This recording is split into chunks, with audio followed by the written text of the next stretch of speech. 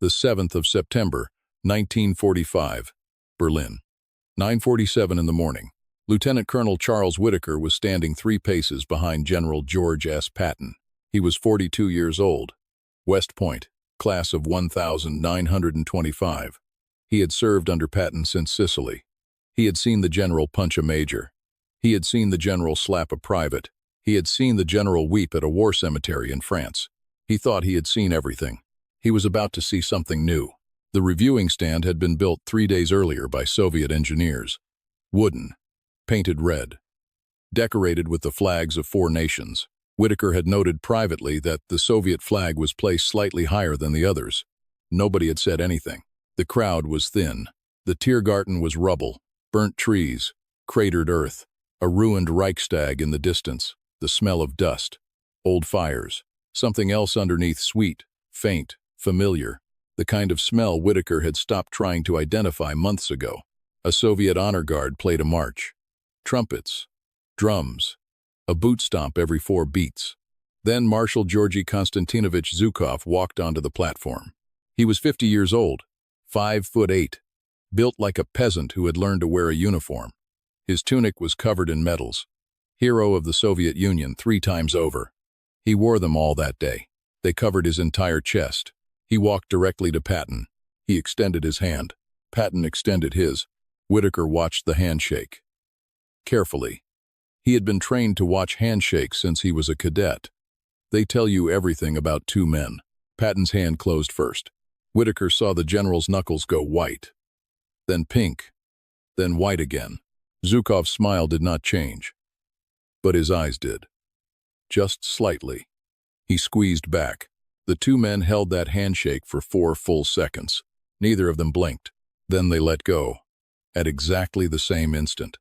As if a referee had blown a whistle, only they could hear. A photographer snapped a picture. You can still find it today. Patton on the left, Zhukov on the right, both smiling, both lying. Whitaker stepped forward to assist with the translator. He could hear Patton's breathing. Shallow, controlled. The way he breathed before he was about to do something he had thought about for a long time. Whitaker leaned in and whispered the only thing he was authorized to whisper. "Sir, the tanks are coming." Patton did not turn his head. He said, very quietly, in a voice only Whitaker could hear, "Good."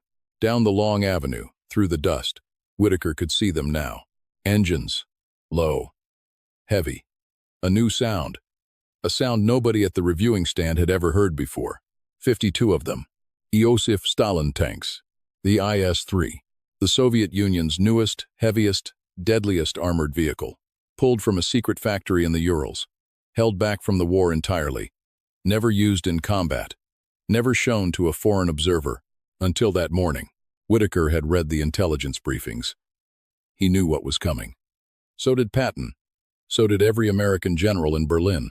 What none of them knew yet was this. In less than 10 minutes, Marshal Zhukov was going to turn to General Patton, point at his new tank, and try something. Something calculated. Something rehearsed. Something designed to humiliate the American army in front of the British, the French, and the world.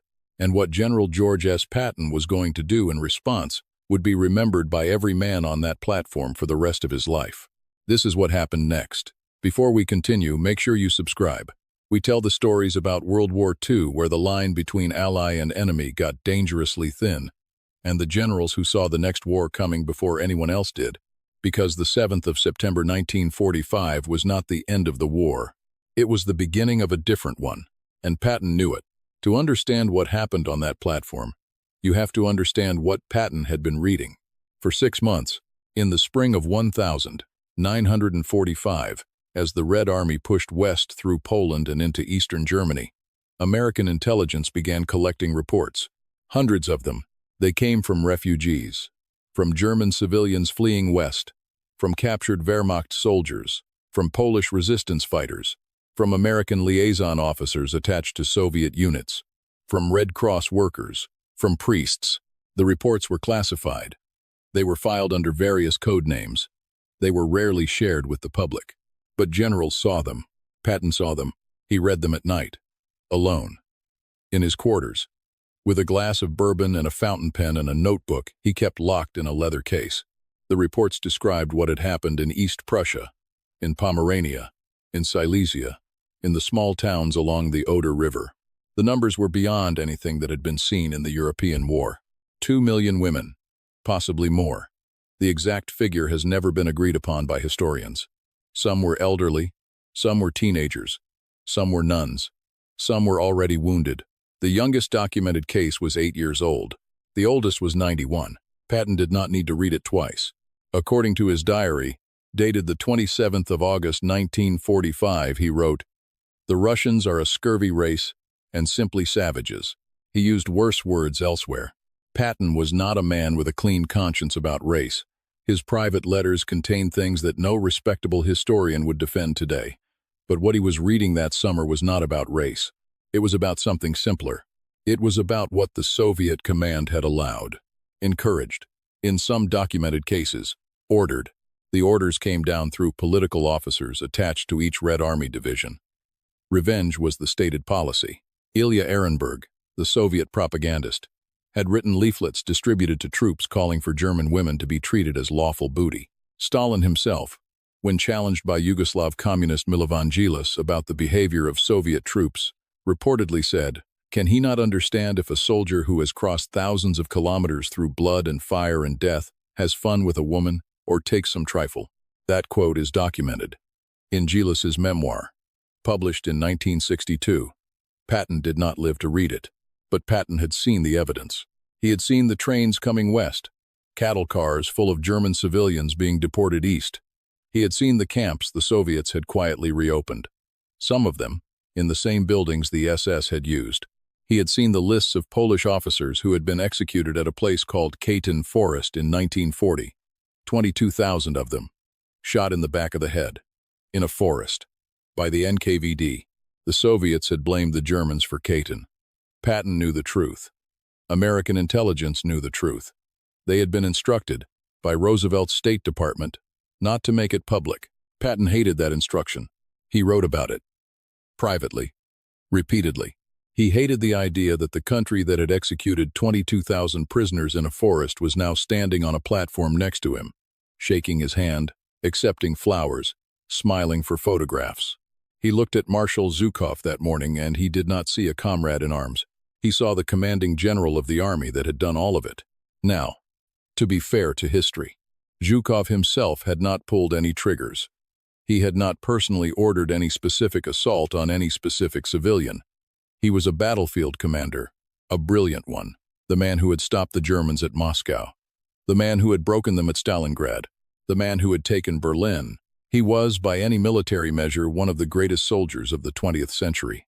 But he had commanded the army that did those things, and he had not stopped them. According to declassified American liaison reports from the summer of 1945, when Western officers raised the issue of Red Army behavior with their Soviet counterparts, the response was almost always the same. A shrug, a change of subject, sometimes a smile. Patton hated that smile most of all.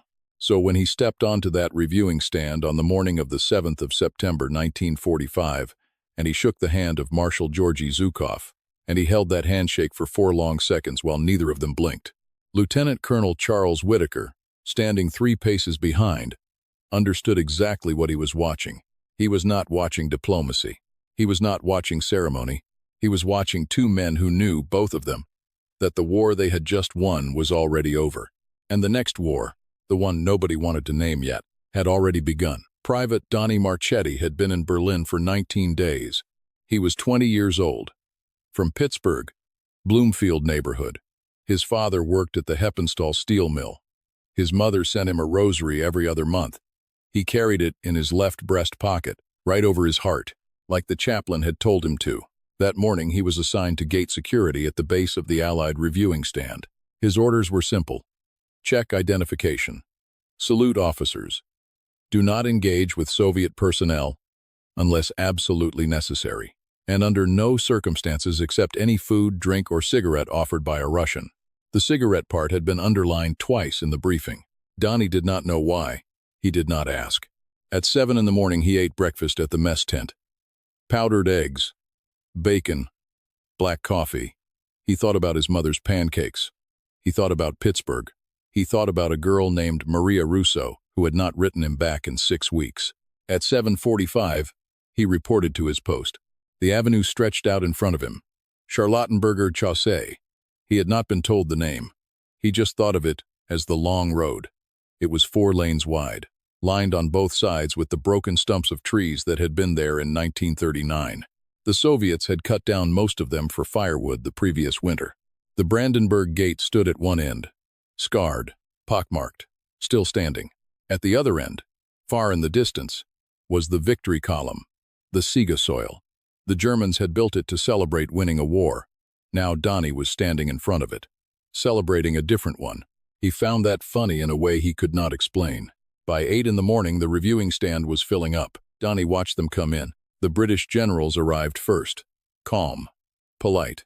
They walked in a small group. They wore peaked caps and Sam Brown belts, and they spoke softly to each other. Then the French. Smaller group. Faster pace. General Koenig at the front. He nodded politely at the British. He did not nod at anyone else. Then the Americans. Donnie stood at attention as they passed. He saluted. They saluted back. Some of them looked tired. Some of them looked bored. One of them, a major from the Berlin district staff, was clearly hungover. Then General Patton arrived. Donnie had seen Patton once before. From a distance, at a base in Bavaria in August. The general had been wearing his shoulder holsters and his shined boots and his helmet with the 4 stars on it. He had walked past Donnie without seeing him. This morning was different. Patton was on foot. He walked with 3 aides. He wore his Class A uniform. His pearl-handled revolvers were on his hips, even though the orders for the day had specified ceremonial sidearms only. Nobody had asked him to take them off. Nobody was going to. He passed Donnie. 3 feet away. Donnie saluted. Patton's eyes flicked sideways, just once. He saw Donnie's rank. He saw his name tape. He saw his rosary chain just visible under his collar. Patton nodded, very slightly, and kept walking. Donnie would tell that story to his grandchildren 40 years later. The day General Patton nodded at him, he never mentioned what came after. The Soviets arrived last. That was deliberate. Donnie did not understand the protocol at the time. He just noticed that the British, French, and American delegations were all on the platform and standing in their places before the Soviets even appeared. Then he heard the engines. 2 black Soviet staff cars came down the avenue at slow ceremonial speed. They stopped at the base of the stand. The doors were opened by Soviet enlisted men in dress uniforms.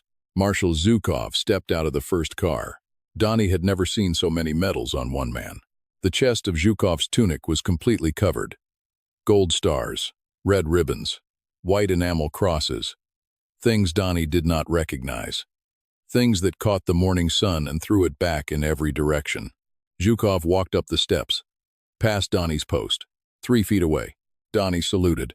Zhukov did not look at him. Not once. Not even a glance. Donnie stood there, hand still at his temple. He held the salute for the full 3 count. Then he dropped it. Behind Zhukov came his staff.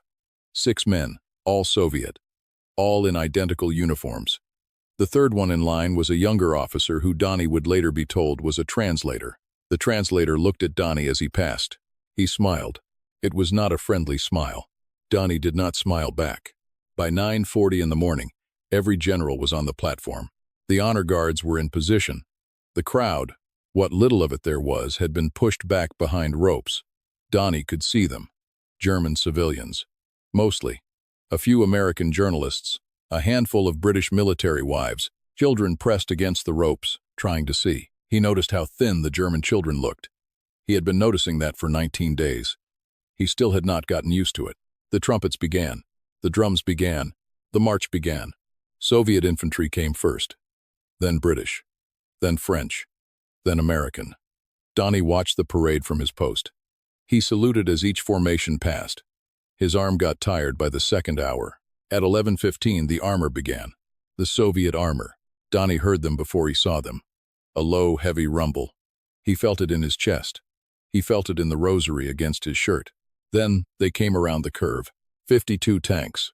Bigger than anything Donnie had ever seen. Bigger than anything most of the men on the platform had ever seen. The lead tank rolled past Donnie's post at 10 miles per hour. He could feel the heat from its engine. He could smell its diesel exhaust. The treads cracked the pavement under their weight. He looked up at the reviewing stand. He saw Marshal Zhukov. He was smiling. A real smile this time. He was leaning toward General Patton. He was pointing at the tank. He was saying something. Donnie was too far away to hear the words. But he saw General Patton's face. And in 40 years, when his grandchildren would ask him what the war was like, Donnie would tell them about Pittsburgh, about powdered eggs, about a girl who never wrote back. He would not tell them about that face. Because some things, he would tell them, you only need to see once, and then you spend the rest of your life trying to forget. Let me tell you what was rolling down that avenue. Because if you understand the tank, you understand the moment. The IS-3 was named after Iosif Stalin. It had been designed in secret, at a factory called ChKZ in the Ural Mountains. Production had begun in May 1945, just 1 week before the German surrender. The first batch had been rushed through assembly in time for this parade. This specific parade, on this specific day, it had never been seen by a Western military observer before. That was not an accident. The Soviets had refused, throughout the entire war, to share their armor program with their American and British allies. Lend-Lease went one way. Information went one way. Patton had complained about it. Eisenhower had complained about it. Marshal had complained about it. Nothing had changed. Now, on the 7th of September 1945, the curtain was being pulled back, deliberately, with theater, 52 of them, rolling 4 abreast down the avenue. Let me describe what the men on the platform were looking at. The IS-3 weighed 46 tons. That was heavier than any American tank in service. The M4 Sherman, the workhorse of the United States Army, weighed 33 tons. The newer M26 Pershing, just entering service that summer, weighed 46 tons, about even. The IS-3's main gun was a 122 mm D25T cannon. The Sherman's main gun was 75 mm. Some upgraded versions had 76. The Pershing carried 90. The IS-3 outgunned them all. The shells it fired weighed more than 50 pounds each. They were so heavy that the loader could not handle them alone. The Soviets had built a 2-piece loading system into the turret. Even with that, the gun could only fire 2 or 3 rounds per minute. Slow. But each one of those rounds could break the front of any tank in the world. The frontal armor was where the real engineering lived. The hull was sloped at 60 degrees. The turret was rounded. The Soviets had taken every lesson learned from 4 years of armor warfare and built it into one machine. Shells would skip off it. Penetrators would deflect. The math behind hitting that hull effectively was almost cruel. American intelligence had not known any of this. They knew now. Major General Floyd Parks, standing on the platform, had been the commander of Berlin District Command for 30 days. He had been a tank officer in his earlier career. He understood what he was looking at. According to declassified U.S. Army memos circulated in October 1945, Parks reportedly said to a colleague that afternoon, "Our boys have nothing that can stop those things." He was correct. The Pershing could fight it. Barely. At close range. With luck, the Sherman could not. Not at any range. Not with any tactic. And the Soviet Union, on that morning, was estimated to have over 20,000 tanks in active service. The American Army in Europe had been ordered to begin demobilization in June. 52 IS-3s rolled past Donnie Marchetti's post. Then they rolled past the next post. Then they reached the reviewing stand. The lead driver knew his job. He had been rehearsed. As the tank approached the stand, the driver slowed. The gun barrel swung slowly to the left, saluting the platform. Then back to forward. Then the next tank did the same. And the next. And the next. 52 tanks. Each one saluting, each one rumbling. The ground shook under the platform. The wooden boards creaked. The flags on the poles vibrated visibly with each passing engine. The men on the platform were experiencing something specific. It was a controlled feeling, carefully designed. The Soviet military had thought about it, planned it, choreographed it. It was intimidation, not by accident. By design, you had to see it. You had to feel the floor shake under your feet. You had to smell the diesel. You had to hear the steel. You had to understand, in your body, before your mind could refuse it, that the army you had spent 4 years fighting alongside was now, in physical fact, larger and stronger and better equipped than your own. The British generals watched in silence. The French watched. The Americans watched. Patton watched. Lieutenant Colonel Whitaker, standing 3 paces behind him, watched Patton watch. The general's face was very still. His hands were resting on the rail in front of him. His fingers were not moving. His shoulders were not moving. His breathing was slow and even. Whitaker had served under him for 11 months. He knew the general's faces. This was the most dangerous one. It was the face Patton wore when he was about to do something the diplomats had not approved. Marshal Zhukov turned toward Patton. He was smiling now, broadly, comfortably. The smile of a man who has set up a chessboard and is about to make a move he has been planning for weeks. He pointed at the lead tank, just passing the platform. He leaned slightly closer to Patton. Whitaker stepped half a pace forward. Discreet, just within earshot. He could feel the translator next to him stiffen. The Soviet officer began to translate. The first words of what Zhukov was about to say were already in the air. The trap was set. Marshal Zhukov spoke first. He spoke in Russian. Slow. Clear. He wanted every word to be translated correctly. He had rehearsed this. The translator, a young Soviet captain standing just behind Zhukov's right shoulder, leaned forward. His English was precise. School-taught. He had spent the war in Moscow, not at the front. His hands were soft. He looked at General Patton. He said, Marshal Zhukov asks if the general has seen our new heavy tank. Patton did not look at the translator. He looked at Zhukov. He said one word, yes. Zhukov smiled. He continued. The translator translated, Marshal Zhukov says it is a magnificent tank. The IS-3, 46 tons, 122mm gun, the most powerful tank in the world. Patton said nothing. Zhukov was just getting started. He raised one hand. He pointed at the lead tank, now 30 yards past the platform. He spoke again. Longer this time. 3 sentences.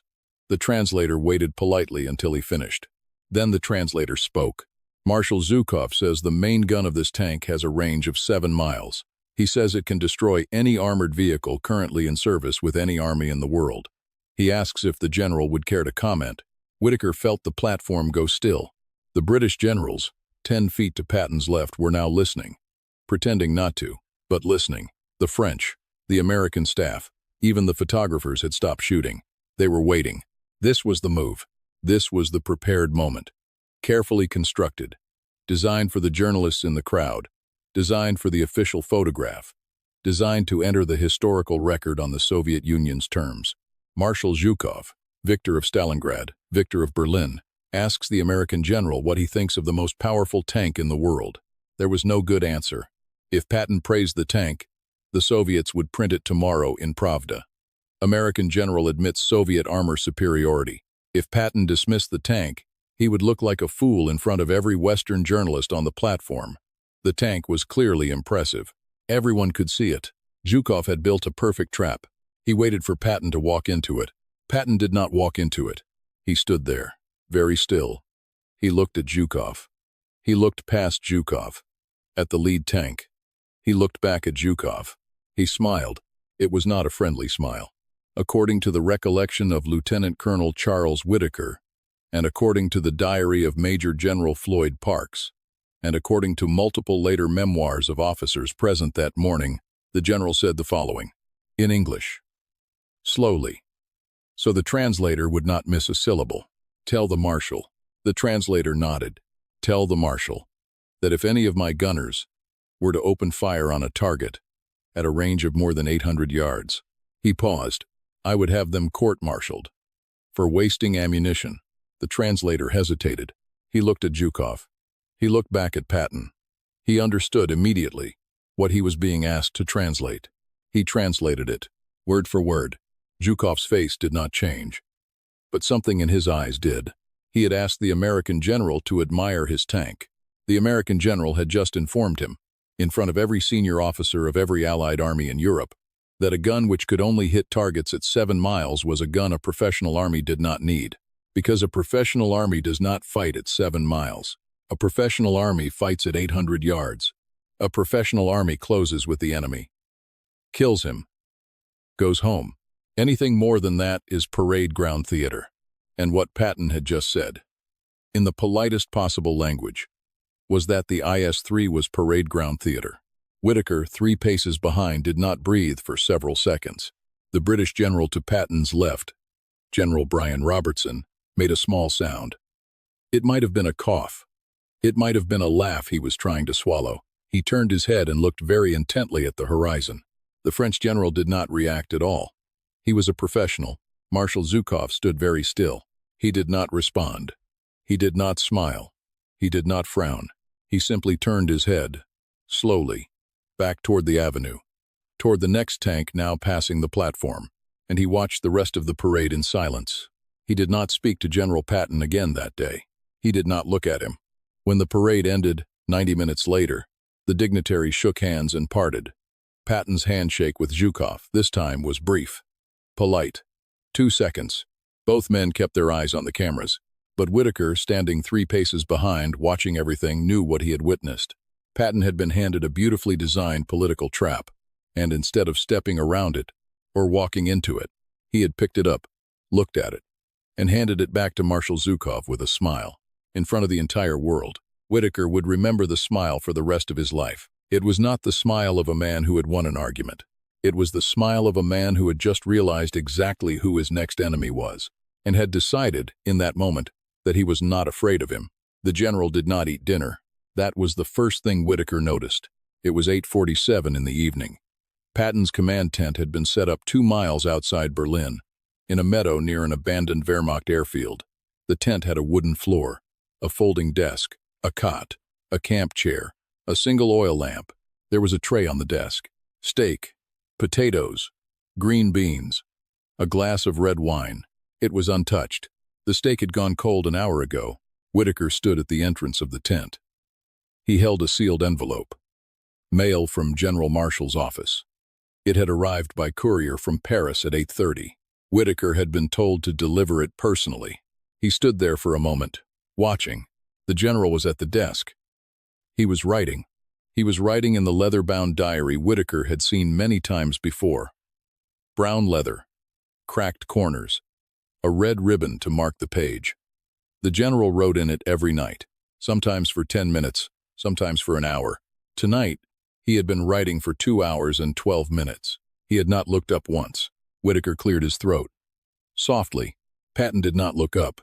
"Sir, dispatch from Washington." Patton kept writing. "Put it on the table, Chuck." Whitaker walked in. Placed the envelope on the corner of the desk. He started to step back. Then Patton said, "Stay a minute." Whitaker stopped, hands behind his back. He stayed. The general finished a sentence, underlined a word. Then he set down his pen. He turned in the camp chair. He looked up at Whitaker. The general looked older than he had that morning. Not tired. Just older. His face had a quality Whitaker had not seen before. Something quiet. Something settled. Patton said, "You were standing behind me. On the platform." "Yes, sir." "You heard what I said to the marshal." "Yes, sir." "What did you think?" Whitaker took half a second.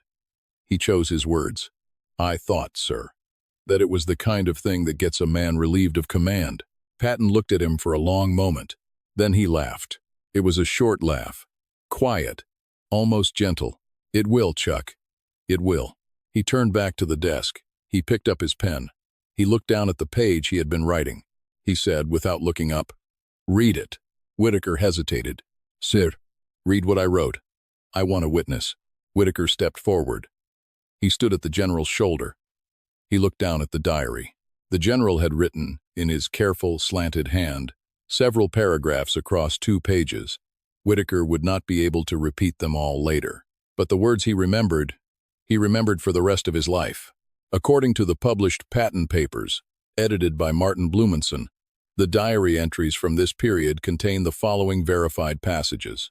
Patton wrote, "We will have to fight them sooner or later." He wrote, "I have never seen in any army at any time, including the German Imperial Army of 1,912, a more disreputable group of soldiers." He wrote, "We have destroyed what could have been a good race, and we are about to replace them with Mongolian savages." He wrote, "The Russians have no regard whatsoever for human life, and they are all-out sons of bitches, barbarians, and chronic drunks." The language is the language of 1945. Some of it is ugly by modern standards. Patton was a man of his time, and not always a man one would defend. But the strategic argument inside the language was something else. The strategic argument was this: the war we just won is over. The next war is already starting. The Soviet Union is not our ally. It has never been our ally. It was a temporary partner against a worse enemy. That partnership ended 5 months ago. The Soviet Union now occupies half of Europe. It will not give that half back. It has more tanks than we do. It has more men than we do. It has a leader who does not care how many of either he loses. If we go home now, if we demobilize now, if we let our army shrink while their army grows, we will be fighting them within 10 years. We will be fighting them on worse terms than we are facing today. We should not be drinking champagne with Marshal Zhukov. We should be planning the next campaign. Whitaker read the pages. He read them twice. Then he stepped back. He said very quietly, "Sir, if anyone in Washington reads this, they will end your career." Patton smiled. The same smile from the platform. The smile of a man who had stopped being afraid. "Chuck, they are going to end my career anyway." He picked up his pen. He wrote one more line at the bottom of the page. Then he closed the diary. He capped the pen. He placed both inside the leather case at his elbow. He locked the case. He turned to the unopened envelope from General Marshal. He looked at it for a long moment. He did not open it. He said, "Get some sleep, Chuck. Tomorrow is going to be a long day." Whitaker saluted, turned, walked out of the tent. He stood outside in the cool September air for several minutes. Above him, the sky was clear. A few stars visible through the trees. The airfield beyond was silent. The war was over. The world had a new map, and inside the tent behind him, a man was writing a warning that nobody in his own government wanted to read. Whitaker walked back to his quarters slowly. 15 days later, on the 22nd of September 1945, General Dwight D. Eisenhower would relieve General George S. Patton of command of the Third Army. The official reason given was Patton's remarks to journalists comparing former Nazi Party members to losing political candidates in American elections. The unofficial reason was that Patton had become inconvenient. He was saying things, in public and in private, that Washington was not yet ready to hear. He was saying them too early. And history, as it almost always does, would punish him for being too early. Before it agreed with him, in the end, on the 22nd of September 1945, 15 days after the Berlin Parade, General George S. Patton was relieved of command. The order came from General Dwight D. Eisenhower. It was delivered in writing. Patton did not protest, he did not argue. He requested a meeting. The meeting was granted. It lasted 90 minutes. Both men spoke quietly. Both men were professional. When it was over, Patton saluted, walked out of the office, and was driven back to his headquarters in Bad Tölz, Bavaria. The cover story given to the press was straightforward. Patton had spoken to a group of journalists in mid-September about the denazification program. He had compared former members of the Nazi Party to losing candidates in American elections. He had suggested that not every former party member was a war criminal. He had suggested that some of them were just bureaucrats who had kept their heads down. The remarks were, depending on who you ask, either dangerously sympathetic to Nazism or just clumsily honest. The press treated them as the first. Eisenhower's office issued a statement. The Third Army received a new commander. Patton was assigned to the 15th Army. A paper command. It existed mostly on paper. Its main job was writing a history of the war in Europe. It had no troops, no tanks, no artillery, no territory to defend. It was a graceful exile. Patton understood that. He accepted it without bitterness. He was 60 years old. He was tired. He had stomach problems. He had been told privately by his doctors that he should consider retirement. But the denazification comments were not the real reason.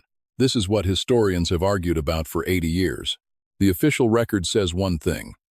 The private letters, the diaries, the unguarded conversations of the men around him say something else. The real reason, according to the most detailed accounts, was geopolitical. Patton had been telling anyone who would listen, quietly at first, then less quietly, then in front of journalists.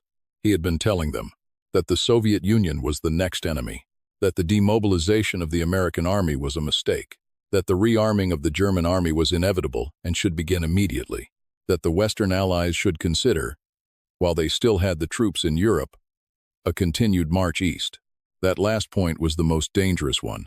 Patton had never put it formally on paper as a proposal.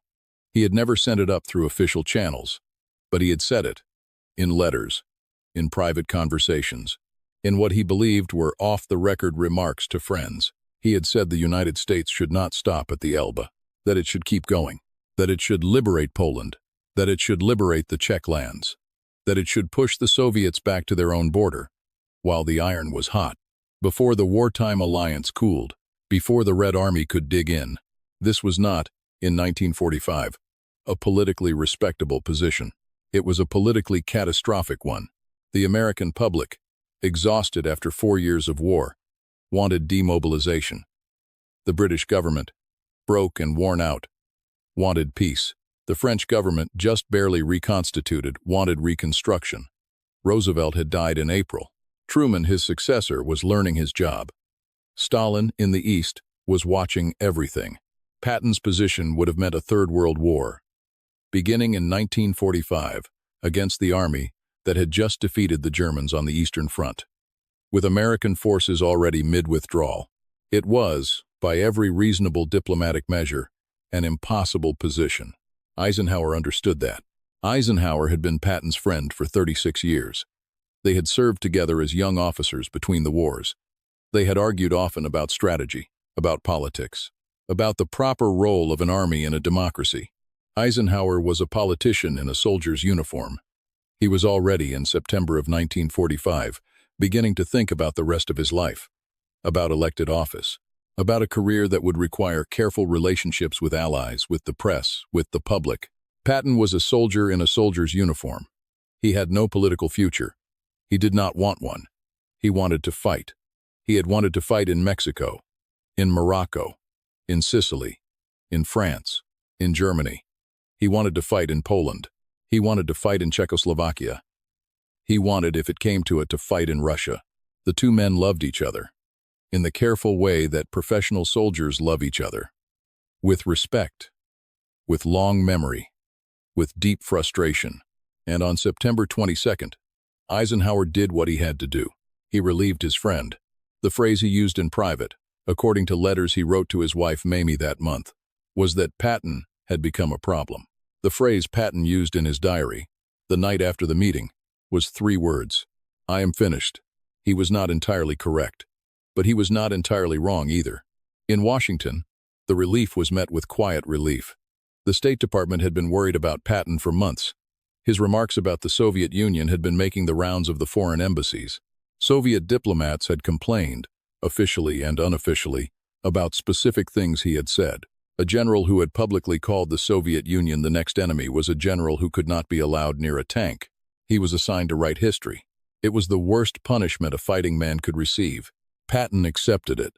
He moved to a smaller headquarters in Bad Nauheim. He brought his dog, a bull terrier named Willie, with him. He worked on official reports during the day. In the evenings, he wrote letters to his wife Beatrice, to his daughters, to old friends. He wrote one letter, dated November 1945, to a friend in Boston.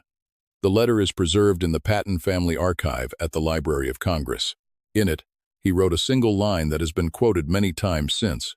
The more I see of the so-called peace, the more I feel that we won the war and lost the peace. He did not know, when he wrote that sentence, that he had 6 weeks left to live.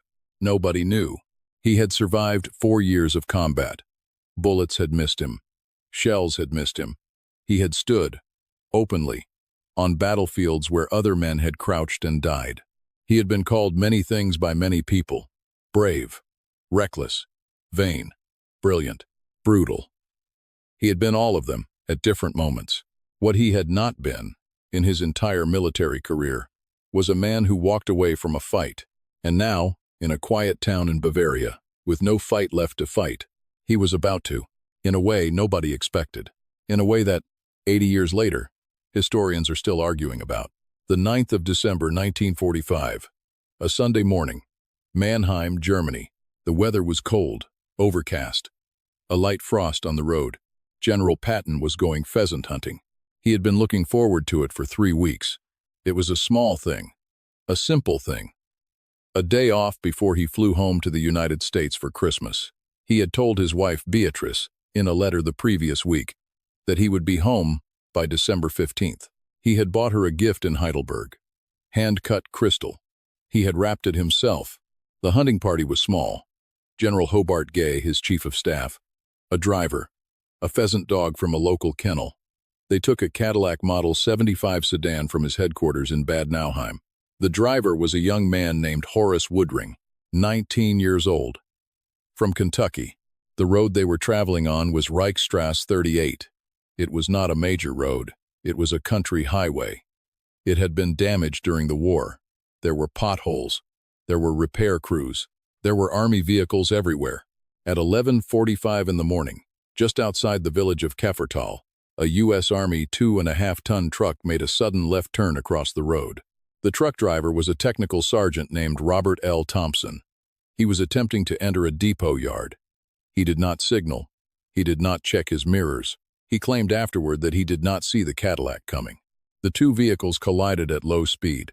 The truck struck the front right side of the Cadillac. Both vehicles were damaged. The Cadillac's hood was crumpled. The radiator was destroyed. Neither vehicle was traveling at high speed. The combined velocity was perhaps 30 miles per hour. It should have been a minor accident. It was not. Patton had been sitting in the back seat, on the right side. At the moment of impact, his body was thrown forward. He struck the metal partition between the passenger compartment and the driver's seat. He hit it head first. His neck broke. He was conscious. He was awake. He was speaking. But his spinal cord was severed at the third cervical vertebra. He was paralyzed from the neck down. He looked at General Gay, sitting beside him. He said very quietly, "This is a hell of a way to die." He was taken to the 130th Station Hospital in Heidelberg. He survived for 12 days. His wife Beatrice flew in from Boston. She sat beside his bed. They talked when he could talk. The doctors tried traction. They tried braces. They tried experimental treatments. Nothing worked. The damage was too high on the spine. On the morning of the 21st of December, 1945, an embolism formed in his lungs. He died in his sleep at 5:49 in the afternoon. He was 60 years old. He was buried at the American Military Cemetery in Hamm, Luxembourg. He had requested it. He had asked to be buried with his men. Among the Third Army soldiers who had died in the Battle of the Bulge a year earlier, his grave is plain. A white cross. No special marker. No statue.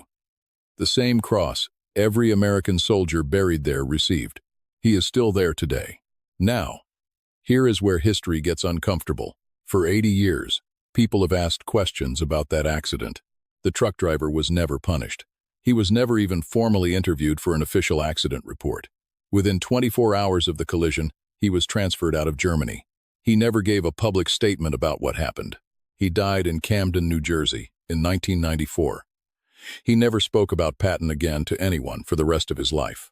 The two military police vehicles that had been escorting the Cadillac that morning had been called away at the last minute, by orders that nobody, in 80 years of historical research, has ever been able to trace to a specific signer.